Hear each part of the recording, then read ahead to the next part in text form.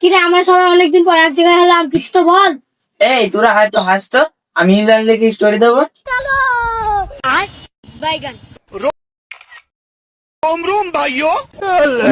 কিরে সাজন, তুই না বলি তোর মন খুব খারাপ, তাহলে কিছু বল। দাঁড়া দোস্ত, একটা ভিডিও দেখছি।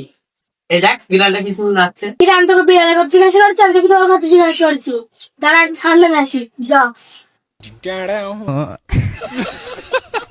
मतलब वो এর মুখ তুই খুলিস না, আমি একটা ফটো তুলবো তারপরে তোরা খাবি।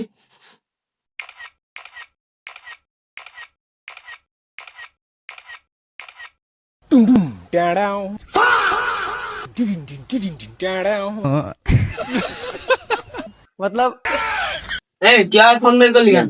কিরে সাই, তুই যে ফটোটা ফেসবুকে আপলোড দিলি না, সে ফটোটা 100 লাইক চলে গেছে। আর কমেন্ট বক্সে গিয়ে দেখ, জলদি এনিমে আসছে, ড্যামেজ আছে, তাড়াতাড়ি মার। তোরা যখন এইভাবেই করবি তাহলে একসাথে হওয়ার দরকার কি ছিল?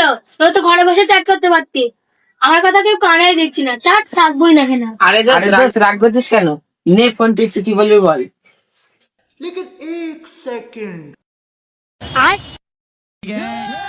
ঠিক আছে নে, বসলাম।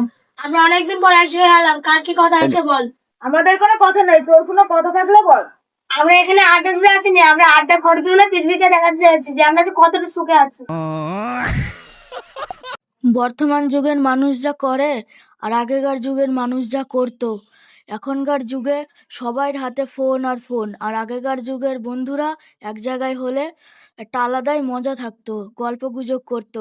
এই ভিডিওটা আপনাদের কাছে ফানি হিসাবে তুলে ধরলাম, ভালো লাগলে অবশ্যই লাইক করবেন।